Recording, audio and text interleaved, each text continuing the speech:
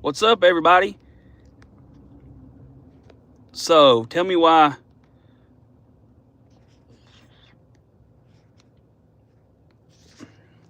Answer the poll when you come through.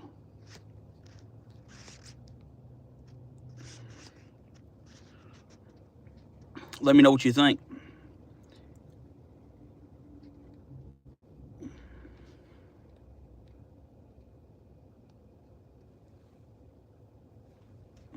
Why is rock and roll better than midnight?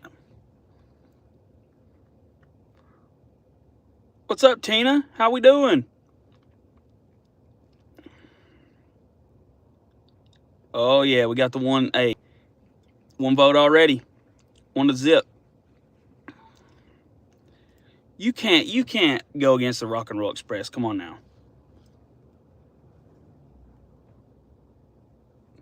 You can't be a fan of the Midnights and have Jim Cornette's raspy voice with his tennis racket running around everywhere trying to get over on the referee.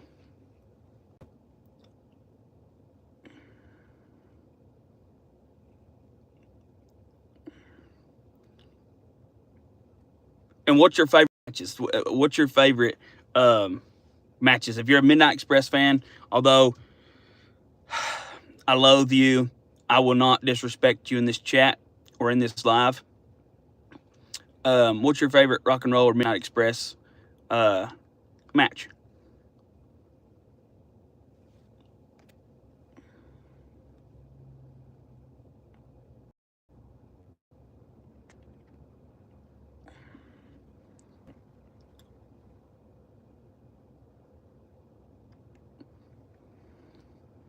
Let me know your favorite. Let me know your favorite match of your respective team, and if you're a Midnight Express fan, tell me why it's so unfortunate for you to be the one.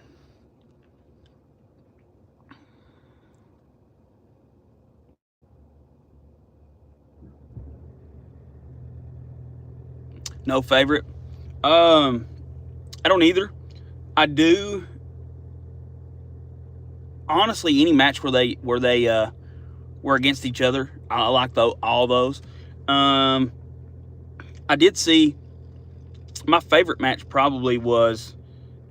Let's see, it was probably 1996, maybe 5, and Robert and Ricky they came and wrestled at a local high school, and it's one of the only times I ever got to see them live, and it's probably my favorite match. I don't even remember who they wrestled that night. It's probably some local job guys or whatever, but they that was my favorite match just because I was there. This was probably, I would say, 1995, probably 1996. In Eastern Kentucky where I live. And it was a heck of a match. I really liked it, so it's my favorite match just because I was there for no particular reason. But honestly, I would say though, if I had to pick an actual match, not just because I'm biased because I was there, I would say probably any match where they were against each other was great. Even though I hate the Midnight Express, because of Corny. Come on, you gotta hate Corny. He always that racket, always yapping at the referee. Yep.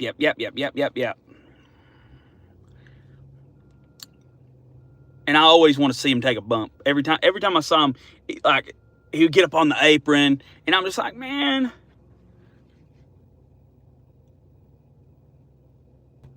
Okay, yeah, it makes sense. Yeah, honestly, so if you're in Manitoba, yeah, that definitely would be. I was gonna say, I was thinking Canada, but yeah, that'd be your closest because Calgary's not close.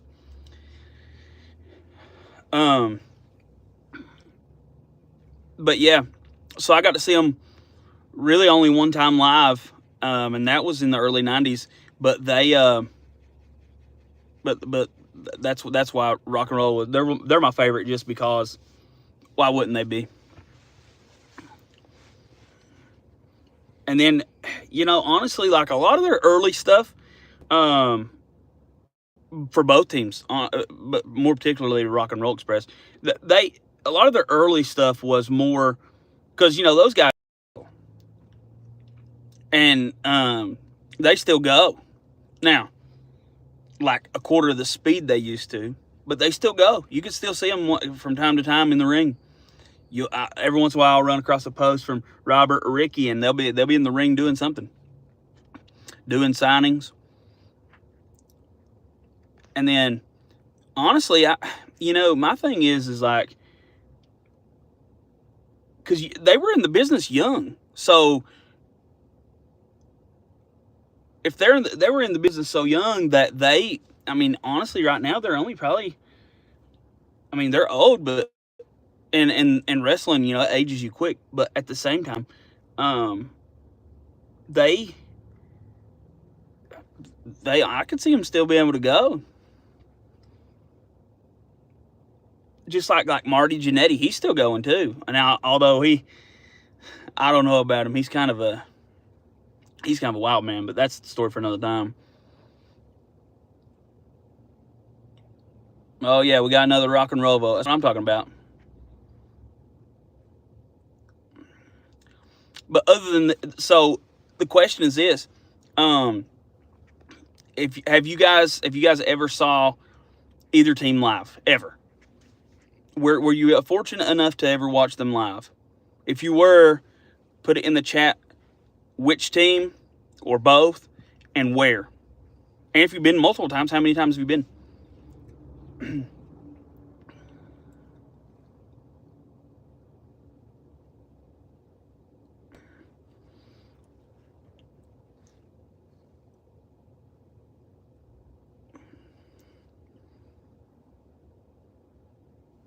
The cool thing is one of my buddies wrestles for Tommy Rich right now. A friend of mine, he wrestles for Tommy Rich, and they do a lot of fundraiser events in the area that I live in. And we have our local football, our youth football program is getting ready to have Tommy Rich's promotion, Wildfire Championship Wrestling, come over and do an event where half the proceeds goes to the youth football program. They do that all around the area. A friend, Tommy Rich, and the promotion that he owns. So that's kind of cool. Another little story of the territory still today. The guys in the territories, in all honesty, these guys, so you got Rock and Roll, Midnight, Tommy Rich, those guys they're still highly involved in the business for the most part, or were, maybe not now, but were for sure. But like Tommy Rich, he every once in a while he'll have some random guys that'll come in and do a little spot here or there, depending on where they're at, and depending on how big the crowd and the price and all that stuff is. So a lot of these territory guys that are still around, you can see them still this day because they live in the ring. That's all they ever done. It's not like it was before, or like it was now. Like now, they wrestle like 2-3 nights a week and then they're home. And unless there's a pay-per-view, and then they got a couple extra days, or what do they call it, a premium live event. But used to, you were wrestling 7 days a week, every day. And that's just how it was. You were on the road all the time. Maybe like a week off a year. And you still see these young wrestlers, they complain. They're like, oh, we wrestle too much. We're never home. Well, imagine if you were in the territories and every single show you could do meant something, because, if you didn't accept all the bookings, you may not get booked again. Unless you were a top guy. Unless you were Rock and Roll or Midnight Express, or you were, a top guy, Dr. Death, or, Tommy Rich at one point, Ric Flair, those guys that were in the territories, you had to accept all bookings. Nowadays, they complain because they work too much, which is insane to me. Really insane. And also, another thing I want to go over in this live, not just It's not just about this, which we all know Rock and Roll Express is better than Midnight Express. But that's beside the point. Another thing I want to go over is to let you guys know, a lot of the footage that I post is footage that is neither owned by WWE or anyone else.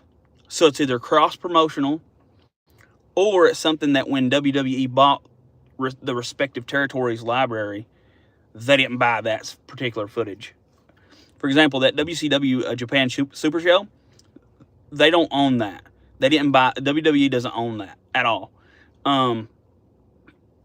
It is a cross-promotional, it's a cross-promotional show event. So NJPW and WCW, neither one own it. It's a shared thing. So it's not like one can make a claim and one can't. Now, with a caveat, the reason why I have to take out some of this stuff on those videos is because if WWE or New Japan have used any of that footage in like another video or say like another documentary, say they're doing a docuseries on Vader, for example, or if they're doing a docuseries on, the Midnight or Rock and Roll, one of the two, they'll copyright that clip that they use from the show, because basically they call rights. Once they use it, they call rights to it. And because it's not owned by either company, they're allowed to do that. So what happens is when you upload it into YouTube, it'll tell you how much of the show is copyrighted, if any, and what you got to do to fix it. And so that's what I do. And a lot of times what I have to do to fix it is just take it out. And I hate to do that, but I also hate to not post a lot of this old footage that is not anywhere to be found. Like those super shows, you can't even get them. You can't stream them anywhere. And those are really important, because you got guys, even Japanese wrestlers who are very, very important when it comes to the history of pro wrestling and the territories and the expansion of, the unionization and the commercializing of the pro wrestling industry, like when Vince started to buy up all the territories. So it's very important. So that's why I decided to go through and find those shows. Not a whole lot, but there are certain ones, and there's certain matches that the WWE doesn't own rights to. For example, the WWE doesn't own any Calgary footage with Bret Hart. He owns none of it. The WWE, they own none of it. It's all owned by Bret Hart solely. Now, the crazy thing is, Bret doesn't own the he doesn't own all of the footage and all of the copyright to Calgary wrestling. He only owns videos and events that he was part of. So most of the time, like for example, Bret just wanted his stuff. Now he does have like I guess it would be his estate or his, I don't want to say, I think estate's whenever you pass away, but like I guess he has a team. And so they do deal with that particular like Calgary Stampede Wrestling. They own all that stuff, and they do like make sure that people don't reuse Bret Hart stuff. But if it's just for a match, and so long as you give them credit, a lot of times they don't say anything. WWE and New Japan are the only two that really, really like, they don't want you to use their content at all. If you use a match and they say it's theirs, they may ask you to delete the entire thing. So everything you see that I posted is all either owned by two different promotions, so there's no sole owner, and then WWE doesn't buy that stuff, or it's something that WWE wasn't interested in whenever they bought said territory and the library that come with it. Like those super shows, Collision in Korea. Collision in Korea, the reason why is because of political reasons. The funny thing is, that Collision in Korea video is blocked in Russia. You cannot watch it in Russia whatsoever. And it says because of political influence. I don't know how a wrestling show has anything to do with that, but that's why. So that's the reason why that WWE doesn't have it, and that's the reason why it's blocked in Russia. So I just kind of want to go over that a little bit with you guys too. Kind of let you know where we're at. I've got some more stuff coming. Oh, the Carolinas. Yeah, Carolinas are important. You got guys like Ric Flair and and you know, some of his bouts with Steamboat and in Greensboro and places like that, those were, especially Rick, he really tore up the Carolinas back in the day, all the way up until, you know, Jim Crockett, WCW. He and then when Turner bought WCW, you know, they still tore up a lot of that East, you know, the Georgia and Carolinas, stuff like that. But yeah, hey,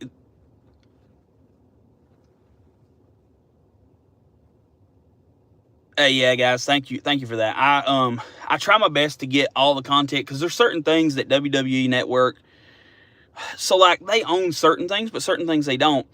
Like when it comes to NWA, crazy thing is they don't own all of the NWA content. They only own it to a certain point. Then Billy Corrigan, who's the current owner of NWA, he owns the rest of it. So I think they own up to like I want to say 1998, 97. And then there's like a block in the 80s that they don't own either. So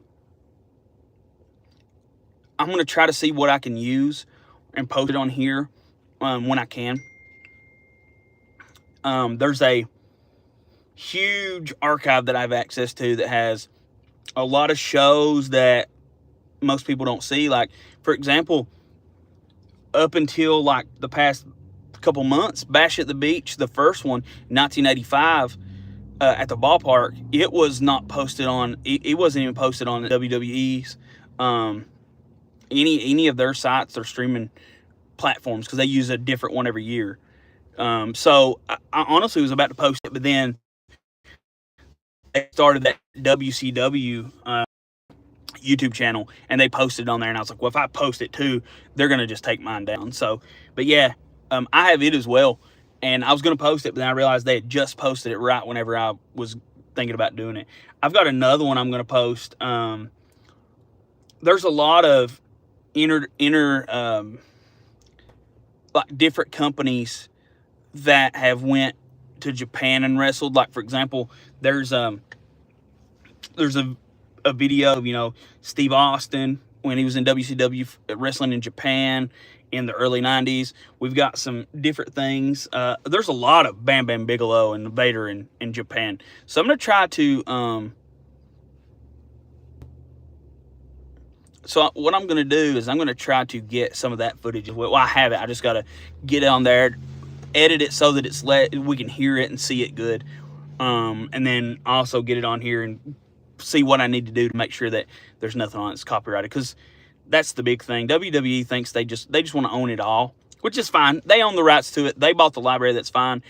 I'm not trying to copy anything they do. What I'm trying to do is get a lot of this footage that no one has shown or no one has and upload it, because it's out there. Because, you know, tape trading, people, you know, there's some of these archives that I've looked into, or the particular one where I get most of this footage, it's an archive from that actual, it's an archive from the actual person or company who was responsible for recording, whether that be the promotion or whether that be like a company they hired, like a third party, to go out and record these shows or matches.